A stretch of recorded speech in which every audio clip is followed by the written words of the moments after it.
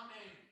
Familia, sean bienvenidos en esta tarde. Estamos muy contentos de estar aquí para poder alabar y exaltar el nombre de nuestro Señor. Es un privilegio poder estar aquí en esta tarde y exaltar su nombre. Él es digno de toda gloria, Él es digno de toda alabanza. ¿Estamos listos? ¿Estamos listos para alabar y adorar al Señor? ¿Estamos listos para exaltar su nombre? Muy bien. Hemos estado hablando acerca de esta serie Hijos Amados. Hijos amados, y vamos a continuar con esto. Pero antes, pues esta semana estuvimos celebrando el 16 de septiembre. Celebramos el 16 de septiembre que celebramos la libertad, la independencia de México. ¿Y por qué no me acompañan en esta tarde a orar por nuestro país, orar por México, que Dios pueda completar su obra? Hay tanta necesidad en nuestro país. Así que ahí donde tú estás, acompáñame en este momento. Cierra tus ojos, alza tus manos hacia el cielo. Si quieres dirigirlo hacia el sur, hacia México, y vamos a bendecir en esta tarde México. Padre, te damos gracias por México, te damos gracias por esta gran nación, Señor.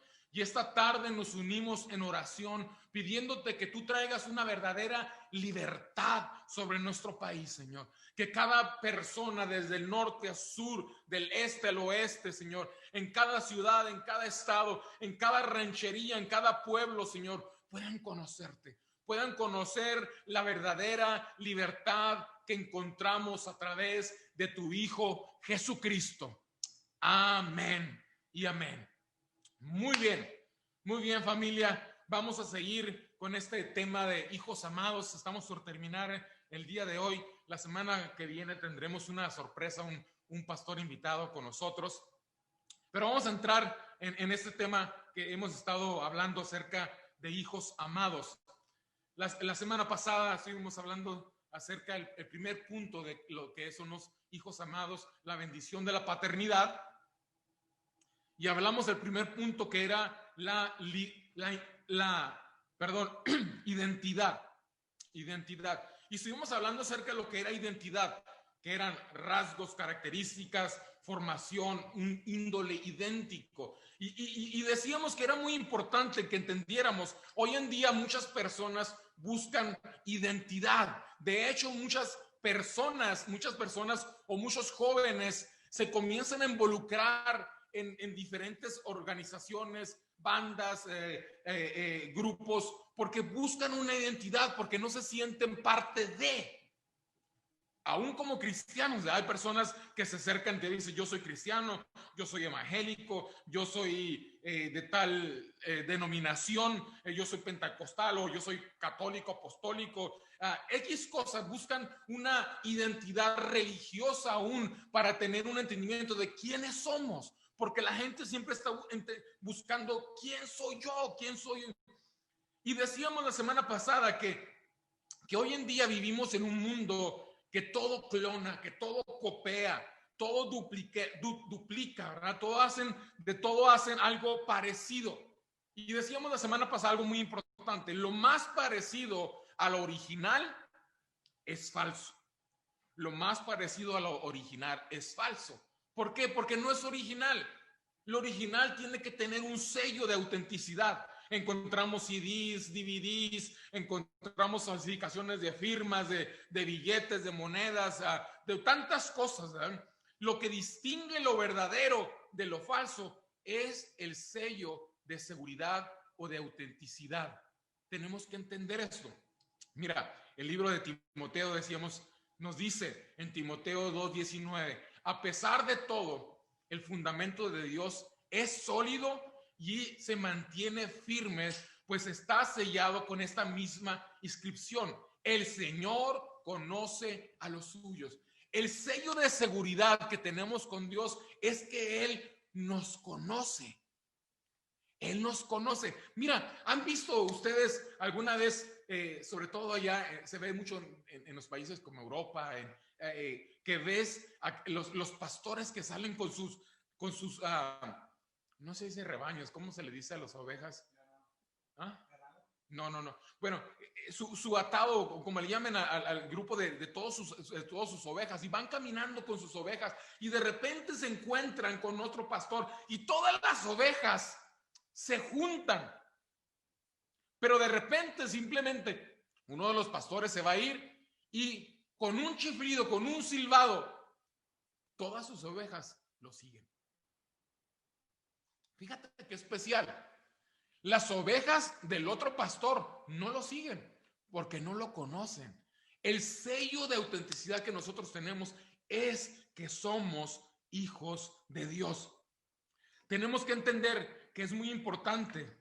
Mira, hoy en día decíamos, la gente, todos dicen, todos somos hijos de Dios. Todos somos hijos de Dios. Y tenemos que entender, el apóstol Pablo en el libro de Hechos nos dice que todos somos linaje de Dios. Lo hablábamos la semana pasada. Y esa palabra linaje nos habla acerca de la palabra griega genos, que nos quiere decir que somos descendientes, especie o raza. Simplemente somos descendientes, somos una creación de Dios.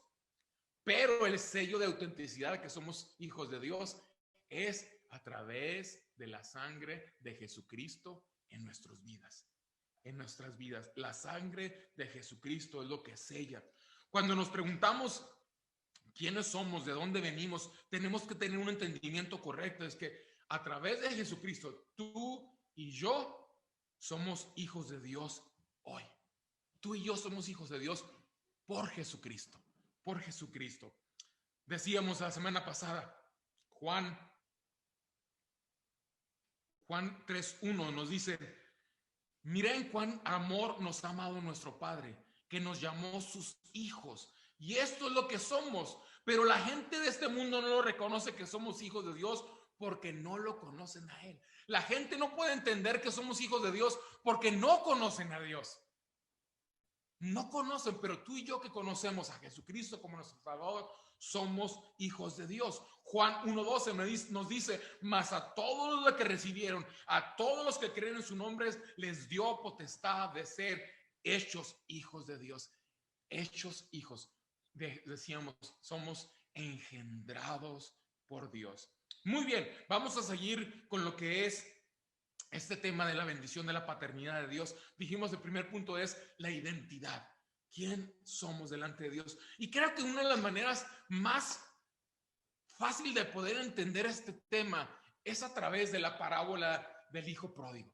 Todos hemos escuchado alguna vez, todos hemos leído alguna vez, lo hemos visto en una película, lo hemos visto en una historia, lo hemos leído un libro, X cosas, pero hemos escuchado alguna vez la historia del hijo pródigo. Y yo quiero que la leamos en esta tarde. Mira, Lucas capítulo 15. Algunos de ustedes van a leer más Biblia hoy que en lo que han leído en toda la semana. Pero miren, fíjate lo que dice Lucas capítulo 15. Acompáñenme a mí si tienes tu Biblia. Acuérdense que es importante tener nuestra Biblia con nosotros. Pero dice, también dijo un hombre, tenía 2 hijos, y el menor de ellos dijo a su padre, Padre, dame la parte de los bienes que me corresponde, y le repartió los bienes. No muchos días después, juntándolo todo, el hijo menor se fue lejos a una provincia apartada y ahí desperdició sus bienes viviendo perdidamente. Y cuando todo lo hubo malgastado, vino una gran hambre a aquella provincia y comenzó a faltarle. Fue y se reunió uno de los ciudadanos de aquella tierra, el cual lo envió a su herencia para que apacentase los cerdos, y deseaba llenar su vientre de las algarrobas que comían los cerdos, pero nadie le daba, y volviendo en sí dijo, ¿cuántos jornaleros en casa de mi padre tienen abundancia de pan? Y yo aquí perezco de hambre. Me levantaré e iré a mi padre y le diré, Padre, he pecado contra el cielo y contra ti. Ya no soy digno de ser llamado tu hijo. Hazme como uno de tus jornaleros. Y levantándose vino a su padre, y cuando aún estaba lejos, lo vio su padre y fue movido a misericordia. Y corrió y se echó sobre el cuello y lo besó. Y el hijo le dijo: Padre, he pecado contra el cielo y contra ti, y ya no soy digno de ser llamado tu hijo. Pero el padre dijo a sus siervos: sacad el mejor vestido y vestidle, y poner un anillo en su mano y calzado en sus pies. Y traed el becerro gordo, matadlo y comamos y hagamos fiesta, porque este es mi hijo, muerto era y ha revivido, se había perdido y ha hallado, y es hallado, y comenzaron a regocijarse. Fíjate qué impresionante. Aquí podemos ver muy claramente cómo la identidad del hijo es restaurada. La palabra de Dios nos dice que a través del Padre, todo hijo en el cielo y en la tierra recibe nombre. Fíjate qué impresionante es esto. Si pensamos una cosa, en la antigüedad no se utilizaban apellidos, ¿ok? Los apellidos no se utilizaban. Si te das cuenta, en la Biblia, por ejemplo, conocemos a través del pueblo de Israel, ¿verdad? Cuando nos habla acerca de los rubaenitas, estamos hablando acerca de la tribu de Rubén. Cuando hablamos que este era un levita, estaba hablando que era de la tribu de Leví. El apellido vino a pesar de quién era, pertenecía a, era descendiente a, ¿ok? Por ejemplo, vemos, en veces pensamos que Pablo su apellido era Tarso, ¿verdad? Y no, Pablo era de una ciudad, así le llamaban la ciudad de Tarso, ¿verdad? Se le reconoció una persona porque no había apellidos, ¿verdad? Se le decía, es el hijo de. A un Jesús, ¿verdad? Se le conoció el Jesús, el hijo de José. Pablo lo identificaban por la ciudad. A cada persona vemos y conocemos que les identificaban ya sea por una ciudad o perteneciente a, descendiente de. Los apellidos vinieron después. Se les comenzaron a aplicar sobrenombre as, es, is, os. Por ejemplo, la palabra Álvarez, el apellido Álvarez que viene es hijo de Álvaro. Álvarez viene de ahí, es descendiente de Álvaro, y se le comenzaron a aplicar los nombres que venían por su padre. Más adelante después se comenzaron a utilizar ciudades o a qué se dedicaba, pero anteriormente la identidad que tú obtenías era por tu padre. Y aquí algo impresionante que el padre dice, fíjate qué impresionante lo que dice ahí. Dice, porque este es mi hijo. ¿Ves que aquí en este momento él restaura la identidad que el hijo pródigo había perdido? Había malgastado todo lo que tenía. Y mira, tenemos que entender esto. Lo que él hizo iba en contra de las tradiciones, iba en contra de la cultura del pueblo judío. Lo que estaba haciendo, irle a pedir lo que él le pertenecía, no le pertenecía nada. Todo lo que tenía era de su padre. Su padre lo iba a heredar, pero no le pertenecía nada. Sino él va con una actitud arrogante, dame todo lo que es mío, y lo toma, lo malgasta, peca contra su padre, dice que va y vive una vida incorrecta, pecaminosa completamente, y cuando vuelve en sí, cuando de repente se da cuenta todo lo malo que ha hecho y comienza, dice que tiene tanta hambre, quería comerse las algarrobas, los desperdicios que les daban a los cerdos. Imagínate cuánta hambre tenía este joven que quería comerse lo que le daban a los cerdos, y ni eso le alcanzaba. Y vuelve en sí, dice, en la casa de mi padre. Esa identidad que había perdido, dice, todos los jornaleros tienen que comer, tienen que vestir, tienen que calzar, tienen dónde vivir, tienen todo. Voy a regresar. Vuelve en sí, voy a regresar a mi padre, que me acepte como un jornalero. Pero dice esta historia que el padre lo abraza, lo recibe, lo ama. Dice, este es mi hijo. Muy bien, sigamos. Número 2. uno de los beneficios que encontramos en la paternidad de Dios es un amor incondicional. Fíjate qué impresionante es esto. Cuando hablamos de la paternidad de Dios, nos muestra el amor tan grande que tiene Dios para con nosotros. Un amor que no tiene condiciones. El problema es que hoy en día vivimos en un mundo que todo lo condiciona. El amor que se nos da está condicionado en lo que hacemos o como somos o lo que tenemos. Pero el amor de Dios no tiene condiciones. No está basado en lo que yo hago, está basado en lo quien es Él. El amor que fluye de Él hacia mí. Es un amor que no tiene condición. Es un amor que no está basado en un sentimiento, está basado en una entrega total. Es un amor que no ama por lo que yo hago, sino ama por quien es Él. Un Dios de amor. Lo dice el libro de Juan, capítulo 3, verso 16. Dice, pues Dios amó tanto al mundo que dio a su Hijo único para que todo aquel que en Él cree no se pierda, sino que tenga vida eterna. El amor de Dios tan grande que estuvo dispuesto a entregar a su único Hijo para que tú y yo fuéramos justificados y fuéramos adoptados, depositados, insertados como sus hijos. ¡Qué amor tan grande! ¡Qué amor tan grande! Mira, también nos lo dice Romanos capítulo 5, verso 8. Dice, mas Dios muestra su amor para con nosotros, en que siendo aún pecadores, Cristo murió por nosotros. El amor de Dios no está condicionado.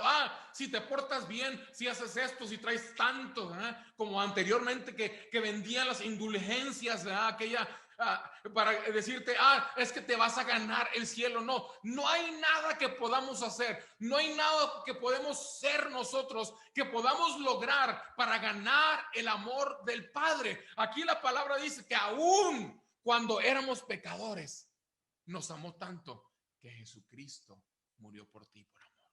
Es un amor incondicional, un amor que no tiene límites. No tienes límites. Mira lo que dice Primera de Juan 4:10. Primera de Juan 4:10 dice, en esto consiste el amor. No es que nosotros amamos a Dios, sino que Él nos amó a nosotros y envió a su Hijo en propiciación por nuestros pecados. En lugar, esa palabra propiciación es en lugar, para cubrir nuestros pecados. Qué amor tan grande. No está basado en lo que yo hice, no está basado en lo que yo soy, no está basado en lo que yo pueda hacer, está basado en quién es Él. Su amor es algo tan grande. El problema es que vivimos en un tiempo que la palabra amor es un tema muy mal tratado, muy mal enfocado. Hay tanta literatura, el cine, la música, hay una infinidad de libros, canciones, poemas dedicados a Él. Aún la Biblia nos habla muchísimo sobre este tema, pero muy claramente la Biblia nos dice, Primera Juan 4 nos dice, porque Dios es amor. No es que Dios tiene amor, no, es que de Él mana el amor. Dios es amor. El amor de Dios es grande, es inexplicable. No podemos salir de Él. No está basado en ti o en mí. El amor es un regalo, es una gracia que Dios tiene hacia nosotros. Es muy grande. Tenemos que entender, hay muchísimas definiciones del amor. Hoy en día hay gente que piensa en el amor. Cuando hablamos acerca de amor, la gente piensa acerca en un sentimiento, en una emoción muy fuerte hacia una persona, hacia un grupo de personas, hacia la familia, hacia los amigos, aún hacia animales o hasta cosas. Hoy pensamos que es una circunstancia la que nos envuelve. Se puede referir a diferentes cosas. Hay varias definiciones, pero la realidad es un solo concepto, que el amor solamente lo encontramos a través de Dios. A través de Dios. La Biblia encontramos muchísimo. muchísimo que nos habla acerca de ese amor tan grande. ¿Qué mejor explicación que el que dio su vida en una cruz por nosotros? ¿Qué amor tan grande? Un amor que no está basado ni en ti, en lo que tú puedes hacer o en lo que yo puedo hacer. Está basado en quién es Él. Todos conocemos 1 Corintios capítulo 13. No lo voy a poner ahí. Voy a hablar acerca del capítulo. 1 Corintios capítulo 13 se le conoce como el capítulo del amor. En las bodas se utiliza. Pero fíjate qué impresionante nos habla acerca de las características del amor verdadero. Número 1 dice que es paciente. El amor es paciente. Cuando hablas acerca de la paciencia, habla que padece, soporta, resiste, no es débil. Dice que es bondadoso. Ofrece todo en el momento. Tiene amabilidad, tiene dulzura. No tiene envidia, dice. El amor no tiene envidia. No resiste, no se entristece, no busca el bienestar propio, sino el bienestar de la otra persona. Se alegra con lo que le pasa a las demás personas. Dice, no se alaba en exceso ni está lleno de orgullo. No resalta mis propios méritos, sino resalta los méritos del otro. No es rudo. No es rudo. ¿De qué nos habla? No es descortés, no es violento, no es grosero, sino que entiende y considera los sentimientos y el bien de la otra persona. Y mira, déjame hacer un paréntesis aquí. A veces malentendemos. A veces malentendemos la palabra, ¿verdad? Porque la palabra de Dios nos habla acerca de la sujeción. Esta palabra sujeción, pues, y esto es un paréntesis, me voy a salir un poquito del tema, pero Dios lo puso ahorita en mi corazón y creo que es importante recalcarlo. Muchas veces creemos que sujeción estamos, como las mujeres están sujetas a vivir una vida en riesgo. Y es equivocado. La Biblia habla acerca de la sujeción, pero el Dios le habla al hombre, le dice que tiene que amar a su esposa como un vaso más frágil. Como Cristo amó a la iglesia. Dice que la tiene que tratar con cuidado, con respeto. Aquel hombre que es un ignorante, que comienza a tratar con maltrato, con aspereza, con malas palabras, con golpes a una mujer, es una persona que es incorrecta. Y mujer, no tienes ninguna obligación de vivir, estar sujeta a un hombre que te está maltratando. No estés dispuesta a vivir sobre eso. Dios no te llamó a vivir bajo un yugo, bajo el pie. Pero eso dice la Biblia, que te creó de una costilla para ser amada, para ser cuidada.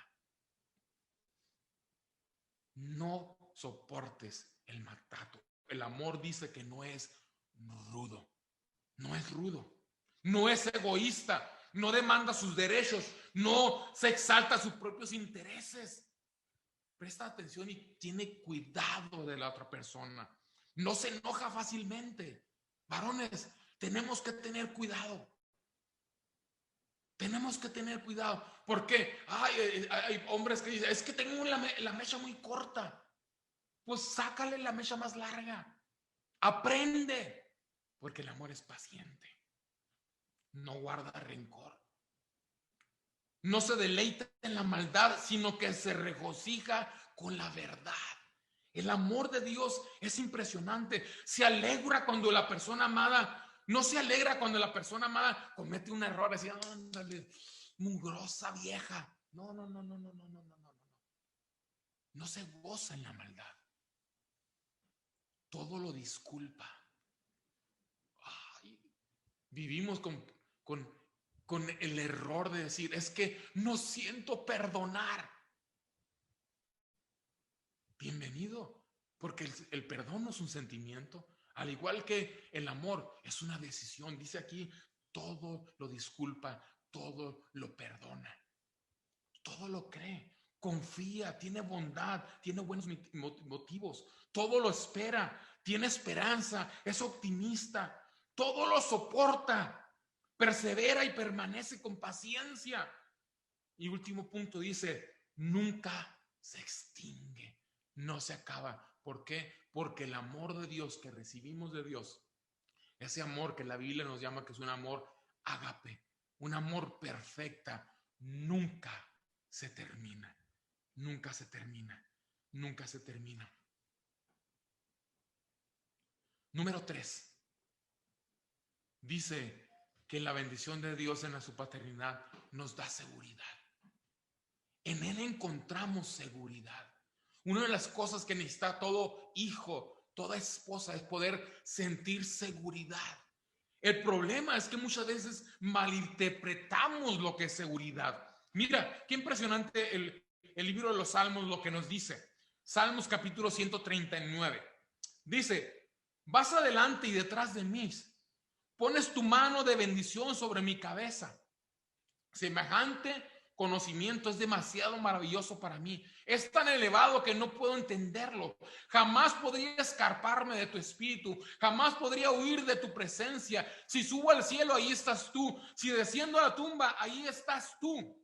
Si cabalgo sobre las alas de la mañana, si habito junto a los océanos más lejanos, aún ahí me guiaría tu mano y me sostendría tu fuerza. Porque podría pedirle a la oscuridad que me ocultara y a la luz que me rodeara, que se convirtiera en noche, pero ni siquiera en la oscuridad puedo esconderme de ti. Para ti la noche es tan brillante como el día, la oscuridad y la luz son el mismo para ti. El amor de Dios es tan maravilloso que nos da seguridad.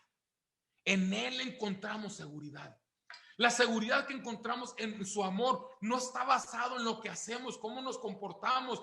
El amor de Dios es completo, es eterno, no es emocional, no es condicional. Está basado en su naturaleza, en quién es Él.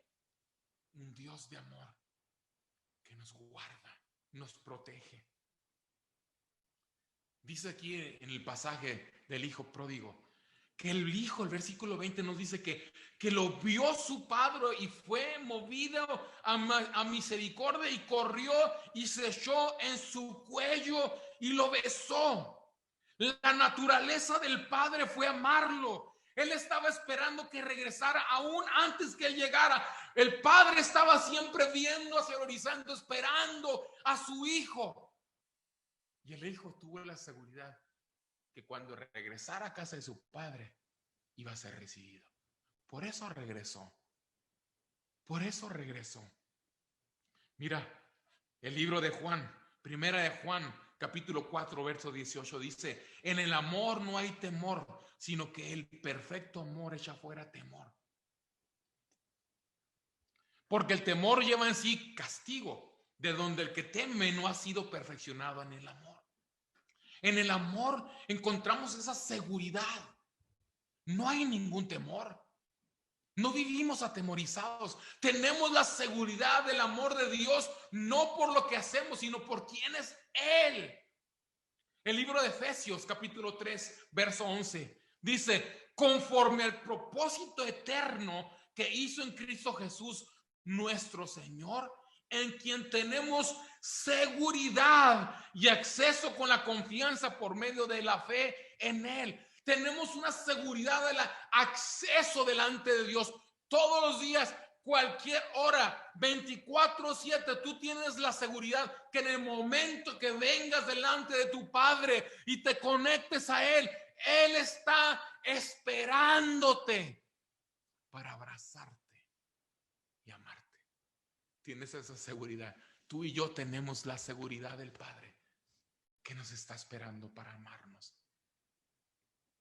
No por lo que hacemos, no por lo que damos, sino por quién es Él. Y Él nos ama. Él nos ama. Cuando hablamos de seguridad, la mayoría de personas cuando piensa en seguridad, piensa en una seguridad individual, una seguridad emocional, una seguridad que tal vez le da el éxito, el dinero, las amistades, las propiedades, la popularidad, la familia, las relaciones seguras, inversiones, cuentas, títulos, grados, negocios, trabajos, poder. Y sabes que no estoy diciendo que el tener todas estas cosas es malo, pero es una seguridad social, una seguridad momentánea. Una seguridad que en cualquier momento se puede acabar. Es posible que esta clase de seguridad sea más visible y palpable que cualquier otra cosa, pero no es estable, porque está basado en lo que tú haces en tu vida social. Aunque a muchos les da el poder, el control sobre la vida aún de muchas personas. Pero ¿qué es lo que pasa entonces? ¿Por qué esas personas que tienen tantas cosas viven constantemente en depresiones, viven en angustias, viven en fobias, viven adicciones, soledades, no tienen paz, no tienen orden, no tienen armonía, no hay una estabilidad emocional en sus vidas? Porque la emocional, la seguridad interna no está basado en lo que yo puedo hacer. Mi seguridad interna está basado en quién es Dios en mi vida. Él me da la seguridad. En Él estoy seguro porque la Biblia dice que estoy en el hueco de su mano. En Él encontramos seguridad. Tú y yo encontramos la seguridad en Él. En Él encontramos la seguridad. La vida espiritual está basada en la seguridad que podemos encontrar en Dios. Dios nos da una seguridad interminable, eterna, como una garantía firmada, porque tenemos la garantía firmada por la sangre de Jesucristo. Dice el libro de Romanos, mira, Romanos capítulo 15, acompáñame ahí. Romanos capítulo 15 dice: le pido a Dios, fuente de esperanza, que les llene completamente de alegría y paz, porque confían en Él. Entonces rebosarán de una esperanza segura mediante el poder del Espíritu Santo, hasta que entendemos, hasta que nos confiamos a través de la sangre de Jesucristo. Recibimos una esperanza segura, eterna, que no cambia. La encontramos en Él. No en lo que yo hago, no en lo que tú haces, no en lo que tú haces. Número 4, la paternidad de Dios nos da protección. Esta palabra es tan preciosa. Protección, nos da protección. Mira, una de las cosas más importantes que necesita todo ser humano es sentirse protegido. Nuestros hijos deben poder sentir la protección nuestra como padres. Que no, esa protección no está basada en que si hacen esto no hacen lo otro, sino que yo soy su padre y voy a estar con él, aún en los momentos de desobediencia. No los que lo rechazo, porque Dios nunca me rechaza. Tenemos que poder hacer sentir que nuestra protección de nuestra familia, de nuestros hijos, está basada porque les amamos. Porque eso es lo que nos hace sentir esa protección. Eso lo hizo el padre con el hijo pródigo. ¿Qué le dice cuando llegó? Cuando dice, este es mi hijo amado, dice, sacad el mejor vestido y vestidle, poner un anillo en su mano, calzado en sus pies. Mira qué impresionante es esto. El anillo es un símbolo de autoridad. Él estaba protegiendo a su hijo delante de sus empleados, delante de la comunidad, dándole autoridad, esa identidad que le estaba regresando, lo estaba protegiendo, diciendo, este es mi hijo, es mi hijo. No te preocupes, dice, nada te va a pasar, porque yo estoy aquí. Hace un tiempo atrás estuvo con nosotros Pastor Milton Gibbs. Me estaba recordando esta historia. Cuando Milton estábamos en la secundaria, había un chavo que lo traía de encargo en la secundaria. Y el papá de Milton, el señor Gibbs, es un hombre grande, era policía y fuerte. Y este joven que lo traía de encargo, un día eran vecinos, diría cerca, a unas cuadras de su casa. Y el papá se da cuenta de lo que lo que está pasando Milton. Y un día están fuera de la casa y venía este chavo caminando y le llamó: hey, ven para acá. Tú tienes problema con hijo. Yo quiero que enfrente de mí ahorita que le pegues. Quiero que le pegues a Milton. Y este chavo dijo: no, señor Gibbs. No. Quiero que le des ahorita a Milton. Y mi hijo voltea así: espérate, papá, ¿cómo? Pero este chavo, ¿sabes qué hizo? Nada. ¿Sabes por qué? Porque su papá, que estaba ahí, que era más grande, que era más fuerte, él sabía que lo iba a proteger. Nosotros tenemos que entender que nuestro Padre siempre nos va a proteger. Mira, vamos al libro de los Salmos. Todos conocemos Salmo 91.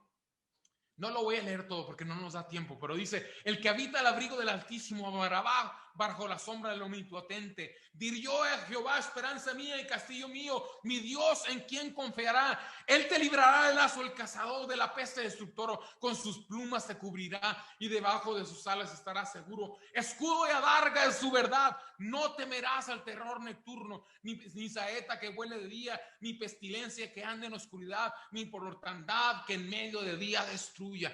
En Él encontramos nuestra seguridad. En Jesús encontramos nuestra seguridad. En Dios encontramos nuestra seguridad. En Él sabemos que estamos seguros. Él nos guarda, nos protege, nos cuida. Hoy, en medio de esta pandemia que estamos viviendo, tenemos que tener seguros. ¿Qué nos guarda?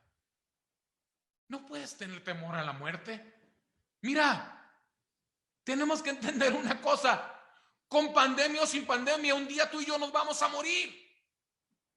No podemos estar viviendo atemorizados. Tenemos que tener la seguridad que en medio aún de esta situación, Dios tiene todo el control. Dios tiene todo el control. Dios tiene todo el control.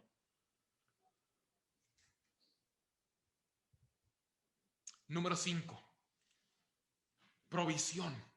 En Dios encontramos, en la bendición de nuestro Dios encontramos provisión. Mira, déjame te explico esta palabra.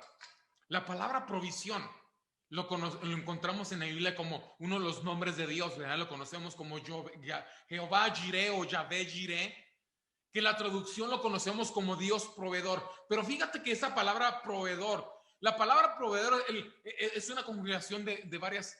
Dice el prefijo pro, que habla acerca o se traduce como hacia adelante o ir hacia adelante. El verbo videre, que es el sinónimo de ver o mostrarse. Y finalmente el sufijo, que es dor, que habla acerca de una acción, de lo que estamos haciendo.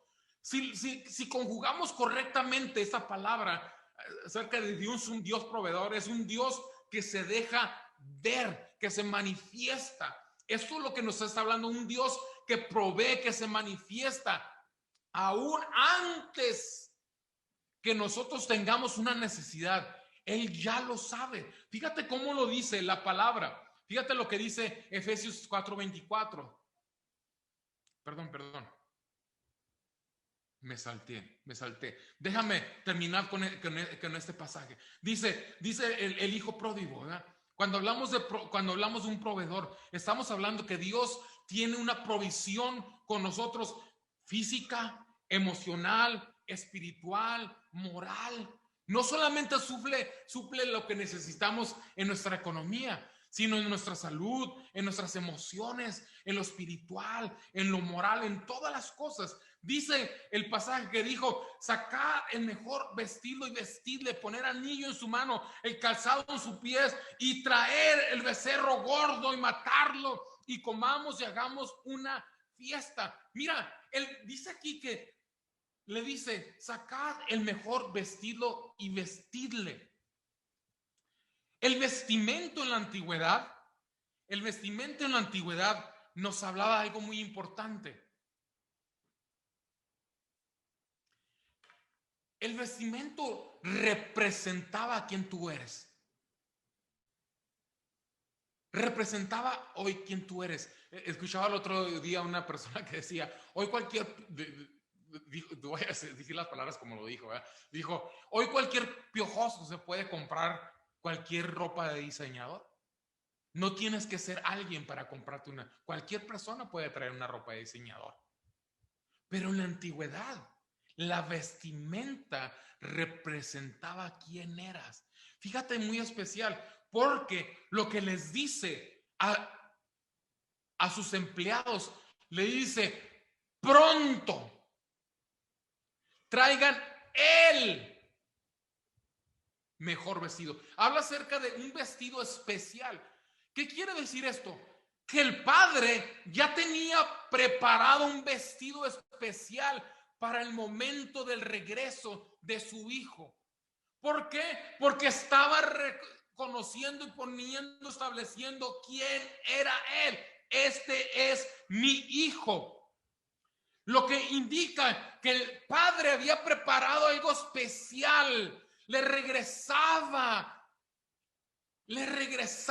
a su hijo. ¿Quién era él? ¿Quién era él? Les dice que le da esa autoridad, ese anillo de autoridad.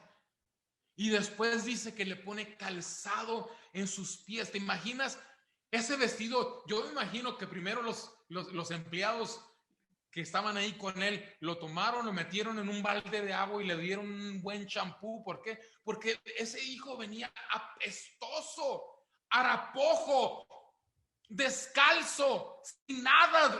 La ropa que tenía estaba deshecha, apestaba, vivía con los cerdos. Lo limpió físicamente, espiritualmente y le puso una vestidura. Esa vestidura representa lo que Jesús hizo con nosotros, que hemos sido justificados a través de él. Pero dice que puso un calzado. Y el calzado nos habla de dos cosas. La primera, lo que quiero hablar es que el calzado separa nuestro pie de la suciedad.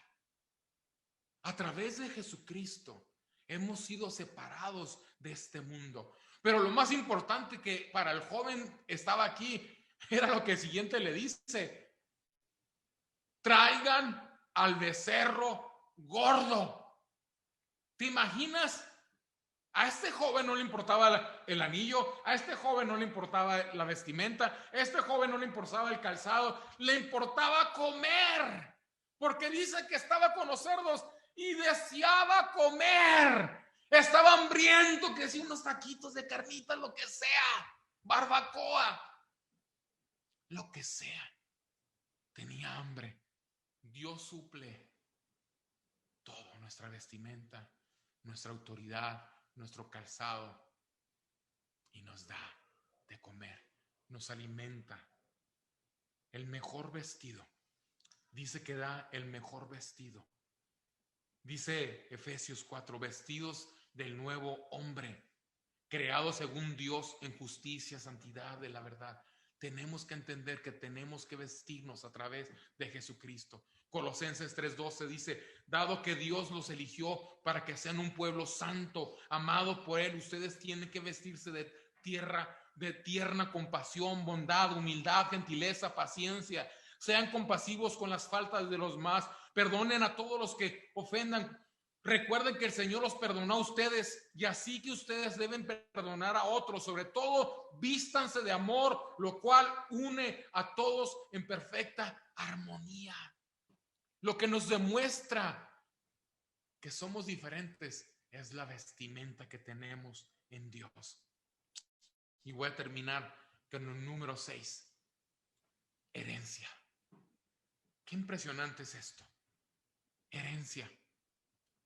El libro de Romanos, capítulo 8, verso 16, dice que el Espíritu mismo da testimonio a nuestro espíritu que somos hijos de Dios. Y si hijos, también herederos de Dios y coherederos con Cristo. Si en Él es que padecemos juntamente con Él, para que juntamente con Él seamos glorificados. Pues tengo por cierto que las aflicciones del tiempo presente no son comparables con la gloria venidera que es en nosotros ha de manifestarse. Somos coherederos con Jesucristo. Mira, tenemos que entender una cosa. En la antigüedad, solamente los hijos legítimos de la esposa recibían herencia. El hijo primogénito recibía doble herencia, pero tenía también la tarea de cuidar de las mujeres de su familia. Si en esta familia no había hijos, entonces la herencia era repartida entre las hijas, pero tenían una obligación: no podían casarse fuera de su tribu, porque la herencia pertenecía a la familia, no podía salir de la tribu donde ellos venían. Y si la mujer no tenía familia, entonces el pariente más cercano del esposo debía de casarse con la mujer, y esa herencia pertenecía a él. Pero algo muy especial aquí. Todos recordamos la historia de Boaz y de Ruth. Hay algo muy especial en la herencia. Por eso te decía que el calzado nos habla de dos cosas. Y con esto voy a terminar. En la antigüedad había una tradición. Si esa mujer, el pariente más cercano, no se quería casar con él, entonces el que seguía, y si ninguno de ellos se quería casar, entonces dicen que le quitaban el calzado. Le llamaban el descalzado porque no quiso tomar la herencia. Este joven llegó descalzo, no tenía calzado, no tenía herencia. Pero Dios, el Padre que representa esta historia, le regresa la herencia, le pone un calzado porque dijo: tú no eres un descalzado, tú tienes una herencia en mí. Tú tienes una herencia. En Jesucristo encontramos la herencia. Encontramos esa herencia que nos da en Él. En Él encontramos la herencia. Amados, tenemos que entender. En Él encontramos la herencia. Tú y yo entendemos una bendición que recibimos a través de nuestros padres. Una paternidad celestial. Una paternidad celestial que primeramente nos da identidad. Una identidad que tú y yo somos hijos de Dios. ¿Por qué no ahí donde tú estás? Ahí donde tú estás, por un momento, cierra tus ojos. Tal vez tú estás escuchando este mensaje por primera vez. Tal vez nunca has asistido a una iglesia. Nunca has oído la palabra de Dios, pero hoy que estás escuchando la palabra de Dios y te das cuenta que el Padre nos llama hijos, aquellos que, como lo dice el libro de Juan, que hemos recibido a Jesucristo como nuestro Señor. Tenemos el derecho de ser llamados hijos de Dios. Tal vez ahí donde tú estás, me dices: Víctor, yo nunca he conocido a Jesucristo como mi Salvador. Yo te quiero invitar en esta tarde que tú puedas conocer a Jesucristo como tu Salvador, que tú puedas entender que Él está listo con los brazos abiertos. Cuando tú reconoces que eres un pecador, que has estado alejado de su presencia, pero hoy le dices: Señor, perdóname, acéptame como tu hijo, recíbeme como tu hijo. Ahorita mientras Chris nos lleva en un canto, yo quiero que abras tu corazón y con tus propias palabras le digas: Jesucristo, te necesito como mi Señor, mi Salvador. ¿Quién soy yo para que de grande me acepte así? Me encontró en mi perdición su amor por mí, oh, su amor por mí.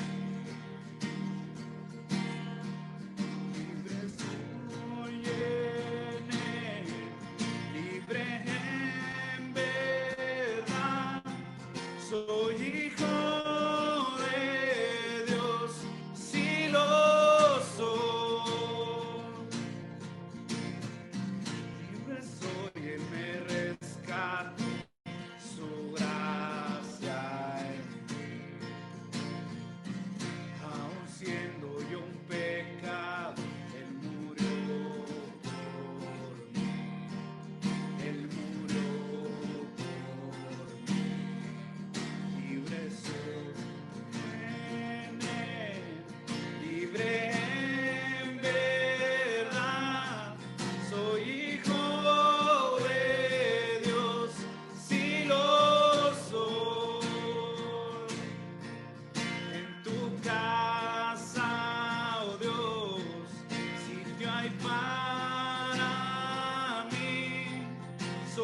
hijo de Dios, sí lo soy. Escogido, perdonado, yo soy quien dices que soy. Vas conmigo a mi lado, yo soy quien dices que soy. Escogido, perdonado, yo soy quien dices que soy. Vas conmigo a mi lado, yo soy quien dices que soy. Libre soy en él, libre en verdad. Soy hijo de Dios, sí lo soy. En su casa, oh Dios, sitio hay para mí. Soy hijo de Dios, sí lo soy. Padre, te damos gracias en esta tarde, Dios, porque en ti encontramos la seguridad a través, Señor, de tu Hijo Jesucristo, a través, Señor, de entregar nuestras vidas a Jesús, recibir el perdón de nuestros pecados, a través de reconocer, Señor, que hemos sido pecadores, hemos estado apartados de Él, pero hoy venimos con un corazón arrepentidos, rindiendo nuestras vidas delante de ti. Somos aceptos en el amado, dice tu palabra. Y hoy tú nos das la seguridad de ser llamados hijos de Dios. Gracias, papá. Gracias, Padre, porque te podemos llamar papá.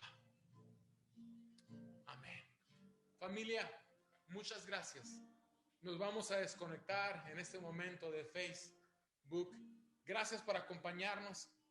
Gracias por estar aquí.